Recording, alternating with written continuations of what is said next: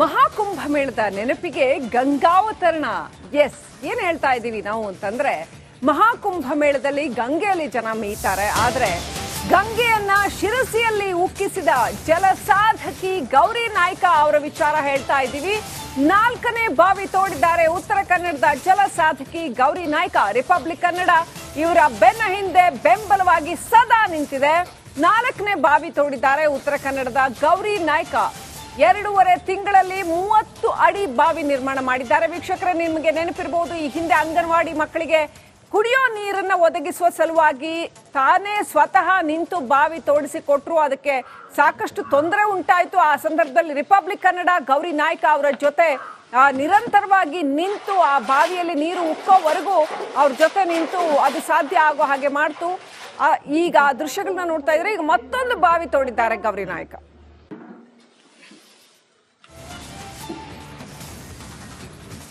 Right, ನಮ್ಮ ಕಾರವಾರ ಪ್ರತಿನಿಧಿ Sheshagiri Mundalli live connect ಆಗಿದ್ದಾರೆ.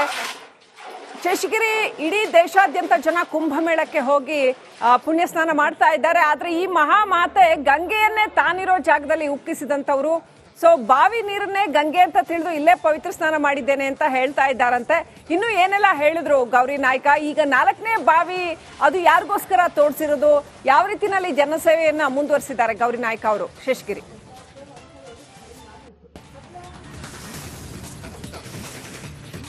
ಹೌದು ಶ್ರೀಲಕ್ಷ್ಮಿ, ಉತ್ತರ ಕನ್ನಡ ಜಿಲ್ಲೆಯ ಸಿರ್ಸಿಯ ಗೌರಿ ನಾಯ್ಕ ಈಗ ಮತ್ತೆ ಗಮನ ಸೆಳೆದಿರುವಂಥದ್ದು. ಯಾಕಂತ ಹೇಳಿದ್ರೆ, ಉತ್ತರ ಪ್ರದೇಶದ ಪ್ರಯಾಗ್ರಾಜ್ನಲ್ಲಿ ಮಹಾಕುಂಭಮೇಳದ ಒಂದು ಉತ್ಸವ, ದೊಡ್ಡ ಸಮರೋಪಾದಿಯಲ್ಲಿ ಒಂದು ಉತ್ಸವಗಳು ನಡೀತಾ ಇದೆ. ಕೋಟ್ಯಾಂತರ ಸಂಖ್ಯೆಯಲ್ಲಿ ಜನರು ಕೂಡ ಆಗಮಿಸ್ತಾ ಇದ್ದಾರೆ. ಇದರ ಬೆನ್ನಲ್ಲೂ ಕೂಡ ಹಲವು ಜನರು ಕೂಡ ಮಹಾಕುಂಭಮೇಳದ ಒಂದು ನೆನಪಿನಲ್ಲಿ ಬೇರೆ ಬೇರೆ ಕೆಲಸಗಳನ್ನು ಮಾಡ್ತಾ ಇದ್ದಾರೆ. ಬಹಳ ಪ್ರಮುಖವಾಗಿ ಸಿರ್ಸಿಯ ಗಣೇಶ ನಗರದ ಗೌರಿ ನಾಯ್ಕ ಕೂಡ ಮಹಾಕುಂಭಮೇಳಕ್ಕೆ ತನಗೆ ಹೋಗ್ಲಿಕ್ಕೆ ಆಗ್ಲಿಲ್ಲ. ಹೀಗಾಗಿ ತಾನು ಗಂಗೆಯನ್ನ ತನ್ನ ಮನೆ ಹತ್ರ ಹರಿಸ್ತೇನೆ, ಮತ್ತೆ ಆ ಒಂದು ಪವಿತ್ರ ನೀರನ್ನ ಸ್ನಾನ ಮಾಡ್ತೀವಿ ಎಂಬ ಹಂಬಲದಿಂದ ಮತ್ತೊಂದು ಬಾವಿಯನ್ನ ತೋಡೋದ್ರ ಮೂಲಕ ಎಲ್ಲರ ಗಮನ ಸೆಳೆದಿದ್ದಾಳೆ. ನಾನೀಗ ಅವರ ಮನೆಯ ಬಳಿ ಇದ್ದೇನೆ, ನೋಡ್ತಾ ಇರಬಹುದು. ಇದು ಕಳೆದ 2.5 ತಿಂಗಳಿಂದ ನಿರಂತರವಾಗಿ ಶ್ರಮಪಟ್ಟು ಮಾಡಿದಂತಹ ಬಾವಿ. ಸುಮಾರು 30 ಅಡಿ ಆಳಕ್ಕೆ ತೋಡಿದಿರುವಂತಹ ಬಾವಿಯಲ್ಲಿ ಈಗ ನೀರು ಚಿಮ್ಮಿದೆ.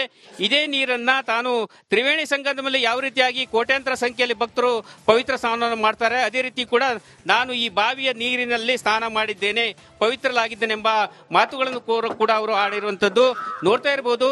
ಯಾವ ರೀತಿಯಾಗಿ ಗೌರಿ ಅವರು ತೆಗೆದಿರುವಂತಹ 4ನೇ ಬಾವಿಯ ದೃಶ್ಯವನ್ನ ನೀವು ಗಮನಿಸಬಹುದು. ಯಾಕಂತ ಹೇಳಿದ್ರೆ, ಇದು ನಿರಂತರವಾಗಿ ಅವರ ಒಂದು ಪರಿಶ್ರಮದ ಫಲವಾಗಿ ಈ ಒಂದು ಬಾವಿ ನಿರ್ಮಾಣವಾಗಿದೆ. ಅದೇ ರೀತಿ ಗಂಗೆ ಕೂಡ ಉಕ್ಕಿದ್ದಾಳೆ.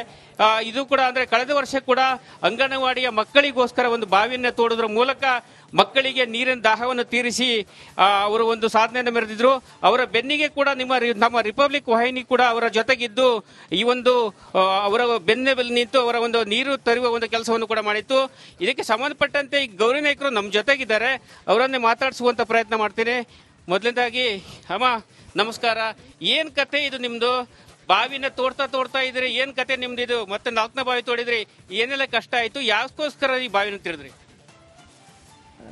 ಕುಂಭಮೇಳದಲ್ಲಿ ಎಲ್ಲರೂ ನದಿಯಲ್ಲಿ ಸ್ನಾನ ಮಾಡೋದು ನೋಡಿ ನಮಗೆ ಹೋಗ್ಲಿಕ್ಕಂತೂ ಆಗೋದಿಲ್ವಾ.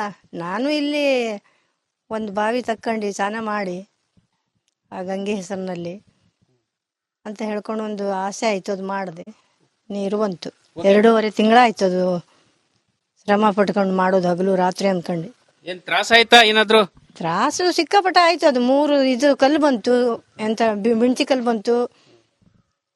ಬಾವಿ ಗಂಡು ಮಕ್ಳಾದ್ರೆ 4 ಜನ ತೆಗಿತಾರೆ, ಒಬ್ಳೆ ತೆಗಿಬೇಕಲ್ರಿ. ತ್ರಾಸೆಲ್ಲ ಹೇಳ್ಕಂತ ಇದ್ರೆ ನಂಗೆ ಮಾಡೋಕೆ ಆಗುದಿಲ್ಲ. ಅದು ತ್ರಾಸ ಏನಾಯ್ತು ಅಂತ ಹೇಳುವಂಗಿಲ್ಲ, ನಾ ಮಾಡ್ಬೇಕು. ಒಟ್ಟು ಆ ಗಂಗೆಗೆ ನೋಡ್ಬೇಕು.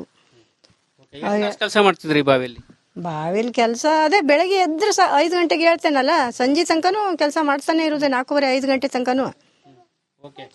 ಕುಂಭಮೇಳಕ್ಕೆ ಹೋಗ್ಲಿಕ್ಕೆ ಆಗಿಲ್ಲ, ಅದಕ್ಕಾಗಿ ಇಲ್ಲೇ ಗಂಗೆನ ಹರಿಸಿಬಿಟ್ಟಿದ್ರಿ? ಕುಂಭಮೇಳಕ್ಕೆ ಹೋಗ್ಲಿಕ್ಕೆ ಆಗ್ಲಿಲ್ಲ. ಜೊತೆಲಿ ಒಬ್ರು ಬೇಕು, ಒಬ್ರಿಗೊಬ್ರು ಅವ್ರವ್ರ ಕೆಲಸದಲ್ಲಿ ಇರ್ತಾರೆ, ಕರ್ಕೊಂಡು ಹೋಗೋರು ಯಾರಿಲ್ಲ. ಇಲ್ಲೇ ಒಂದು ಪವಿತ್ರ ಸ್ನಾನ ಮಾಡ್ಬಿಡುವ. ನೀರೆಲ್ಲ ಒಂದೇ ಅಲ್ರಿ, ಅಲ್ಲಿ ಹರಿಯುದು ಒಂದೇ, ಇಲ್ಲಿ ಬರುದು ಒಂದೇ. ಆದ್ರೆ ಇದು ಹರಿಯುವುದಿಲ್ಲ, ಬಾವಿ ಒಳಗಿರ್ತದೆ. ಕಳೆದ ಬಾರಿ ಕೂಡ ಅಂಗನವಾಡಿ ಮಕ್ಕಳಿಗೋಸ್ಕರ ಶಾಲೆನ ಬಾವಿ ತೆರೆಯುವ ಸಂದರ್ಭದಲ್ಲಿ ಬಹಳ ಕಷ್ಟಪಟ್ಟಿದ್ರೆ, ನಾವು ಕೂಡ ನಿಮ್ಗೆ ಬೆಂಬಲವಾಗಿ ನಿಂತಿದ್ವಿ. ಬಹಳ ಬೆಂಬಲ ಮಾಡಿದ್ರಪ್ಪ. ನಿಮ್ಮಿಂದನೇ ಬಾವಿ ಆಯ್ತು ಅಂದ್ರೂ ತೊಂದರೆ ಇಲ್ಲ. ಅದು ಸಿಕ್ಕಾಪಟ್ಟ ಅಡೆತಡೆ ಆಯ್ತಲ್ಲ.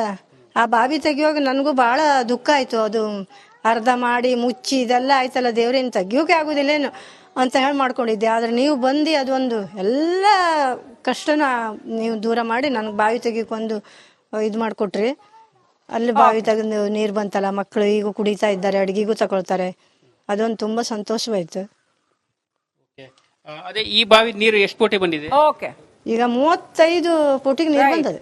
ನೀರಿನ ಆಳ ತನಕ 35 ಅದೇ. ಶ್ರೀಲಕ್ಷ್ಮಿ, ಅಂದ್ರೆ ಕುಂಭಮೇಳದ ಒಂದು ನೆನಪಿಗೋಸ್ಕರ ಈ ಬಾವಿನ ತೆರೆದಿನೆಂಬ ಮಾತುಗಳನ್ನ ಅವರು ಹೇಳ್ತಾ ಇದ್ದಾರೆ Shrilakshmi. Right, thank you Seshagiri ಡೀಟೇಲ್ಸ್ಗಾಗಿ.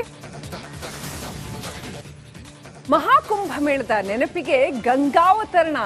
S, ಏನ್ ಹೇಳ್ತಾ ಇದ್ದೀವಿ ನಾವು ಅಂತಂದ್ರೆ, ಮಹಾಕುಂಭ ಮೇಳದಲ್ಲಿ ಗಂಗೆಯಲ್ಲಿ ಜನ ಮೀತಾರೆ, ಆದ್ರೆ ಗಂಗೆಯನ್ನ ಶಿರಸಿಯಲ್ಲಿ ಉಕ್ಕಿಸಿದ ಜಲಸಾಧಕಿ ಗೌರಿ ನಾಯ್ಕ ಅವರ ವಿಚಾರ ಹೇಳ್ತಾ ಇದ್ದೀವಿ.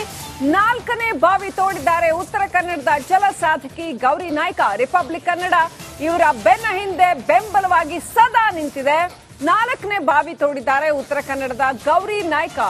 2.5 ತಿಂಗಳಲ್ಲಿ 30 ಅಡಿ ಬಾವಿ ನಿರ್ಮಾಣ ಮಾಡಿದ್ದಾರೆ. ವೀಕ್ಷಕರೇ, ನಿಮಗೆ ನೆನಪಿರಬಹುದು, ಈ ಹಿಂದೆ ಅಂಗನವಾಡಿ ಮಕ್ಕಳಿಗೆ ಕುಡಿಯೋ ನೀರನ್ನ ಒದಗಿಸುವ ಸಲುವಾಗಿ ತಾನೇ ಸ್ವತಃ ನಿಂತು ಬಾವಿ ತೋಡಿಸಿ ಕೊಟ್ಟರು. ಅದಕ್ಕೆ ಸಾಕಷ್ಟು ತೊಂದರೆ ಉಂಟಾಯಿತು. ಆ ಸಂದರ್ಭದಲ್ಲಿ ರಿಪಬ್ಲಿಕ್ ಕನ್ನಡ ಗೌರಿ ನಾಯ್ಕ ಅವರ ಜೊತೆ ನಿರಂತರವಾಗಿ ನಿಂತು ಆ ಬಾವಿಯಲ್ಲಿ ನೀರು ಉಕ್ಕೋವರೆಗೂ ಅವ್ರ ಜೊತೆ ನಿಂತು ಅದು ಸಾಧ್ಯ ಆಗೋ ಹಾಗೆ ಮಾಡ್ತು. ಈಗ ಆ ದೃಶ್ಯಗಳನ್ನ ನೋಡ್ತಾ ಇದ್ರೆ, ಈಗ ಮತ್ತೊಂದು ಬಾವಿ ತೋಡಿದ್ದಾರೆ ಗೌರಿ ನಾಯ್ಕ.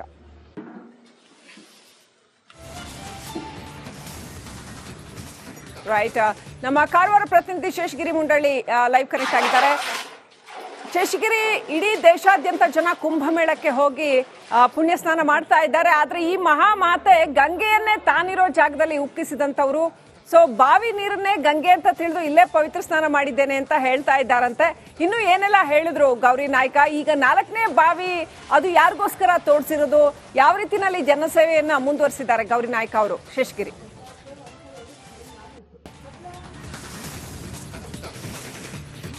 ಹೌದು ಶ್ರೀಲಕ್ಷ್ಮಿ, ಉತ್ತರ ಕನ್ನಡ ಜಿಲ್ಲೆಯ ಸಿರ್ಸಿಯ ಗೌರಿ ನಾಯ್ಕ ಈಗ ಮತ್ತೆ ಗಮನ ಸೆಳೆದಿರುವಂಥದ್ದು. ಯಾಕಂತ ಹೇಳಿದ್ರೆ, ಉತ್ತರ ಪ್ರದೇಶದ ಪ್ರಯಾಗ್ರಾಜ್ನಲ್ಲಿ ಮಹಾಕುಂಭಮೇಳದ ಒಂದು ಉತ್ಸವ, ದೊಡ್ಡ ಸಮರಾವಧಿಯಲ್ಲಿ ಒಂದು ಉತ್ಸವಗಳು ನಡೀತಿದೆ.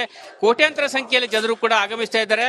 ಇದರ ಬೆನ್ನಲ್ಲೂ ಕೂಡ ಹಲವು ಜನರು ಕೂಡ ಮಹಾಕುಂಭಮೇಳದ ಒಂದು ನೆನಪಿನಲ್ಲಿ ಬೇರೆ ಬೇರೆ ಕೆಲಸಗಳನ್ನು ಮಾಡ್ತಾ ಇದ್ದಾರೆ. ಬಹಳ ಪ್ರಮುಖವಾಗಿ ಸಿರ್ಸಿಯ ಗಣೇಶ ನಗರದ ಗೌರಿ ನಾಯ್ಕ ಕೂಡ ಮಹಾಕುಂಭಮೇಳಕ್ಕೆ ತನಗೆ ಹೋಗ್ಲಿಕ್ಕೆ ಆಗ್ಲಿಲ್ಲ.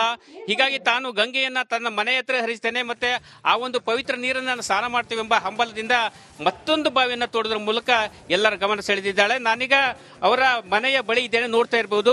ಇದು ಕಳೆದ 2.5 ತಿಂಗಳಿಂದ ನಿರಂತರವಾಗಿ ಶ್ರಮಪಟ್ಟು ಮಾಡಿದಂತಹ ಬಾವಿ. ಸುಮಾರು 30 ಅಡಿ ಆಳಕ್ಕೆ ತೋಡಿದಿರುವಂತಹ ಬಾವಿಯಲ್ಲಿ ಈಗ ನೀರು ಚಿಮ್ಮಿದೆ. ಇದೇ ನೀರನ್ನ ತಾನು ತ್ರಿವೇಣಿ ಸಂಗಮದಲ್ಲಿ ಯಾವ ರೀತಿಯಾಗಿ ಕೋಟ್ಯಾಂತರ ಸಂಖ್ಯೆಯಲ್ಲಿ ಭಕ್ತರು ಪವಿತ್ರ ಸ್ನಾನವನ್ನು ಮಾಡ್ತಾರೆ, ಅದೇ ರೀತಿ ಕೂಡ ನಾನು ಈ ಬಾವಿಯ ನೀರಿನಲ್ಲಿ ಸ್ನಾನ ಮಾಡಿದ್ದೇನೆ, ಪವಿತ್ರಲಾಗಿದ್ದೇನೆ ಎಂಬ ಮಾತುಗಳನ್ನು ಕೂಡ ಅವರು ಆಡಿರುವಂತದ್ದು ನೋಡ್ತಾ ಇರಬಹುದು. ಯಾವ ರೀತಿಯಾಗಿ ಗೌರಿ ಅವರು ತೆಗೆದಿರುವಂತಹ 4ನೇ ಬಾವಿಯ ದೃಶ್ಯವನ್ನ ನೀವು ಗಮನಿಸಬಹುದು. ಯಾಕಂತ ಹೇಳಿದ್ರೆ, ಇದು ನಿರಂತರವಾಗಿ ಅವರ ಒಂದು ಪರಿಶ್ರಮದ ಫಲವಾಗಿ ಈ ಒಂದು ಬಾವಿ ನಿರ್ಮಾಣವಾಗಿದೆ.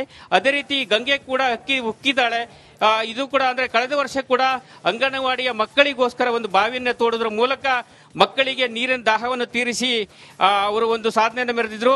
ಅವರ ಬೆನ್ನಿಗೆ ಕೂಡ ನಮ್ಮ ರಿಪಬ್ಲಿಕ್ ವಾಹಿನಿ ಕೂಡ ಅವರ ಜೊತೆಗಿದ್ದು ಈ ಒಂದು ಅವರ ಬೆನ್ನ ನಿಂತು ಅವರ ಒಂದು ನೀರು ತರುವ ಒಂದು ಕೆಲಸವನ್ನು ಕೂಡ ಮಾಡಿತ್ತು. ಇದಕ್ಕೆ ಸಂಬಂಧಪಟ್ಟಂತೆ ಈ ಗೌರಿ ನಾಯ್ಕರು ನಮ್ಮ ಜೊತೆಗಿದ್ದಾರೆ, ಅವರನ್ನೇ ಮಾತಾಡಿಸುವಂತ ಪ್ರಯತ್ನ ಮಾಡ್ತೀನಿ. ಮೊದಲನೇದಾಗಿ ಅಮ್ಮ ನಮಸ್ಕಾರ. ಏನ್ ಕತೆ ಇದು ನಿಮ್ದು? ಬಾವಿನ ತೋಡ್ತಾ ಇದ್ರಿ, ಏನ್ ಕತೆ ನಿಮ್ದು ಇದು? ಮತ್ತೆ 4ನೇ ಬಾವಿ ತೋಡಿದ್ರಿ, ಏನೆಲ್ಲ ಕಷ್ಟ ಆಯ್ತು? ಯಾಕೋಸ್ಕರ ಈ ಬಾವಿನ ತಿಳಿದ್ರಿ?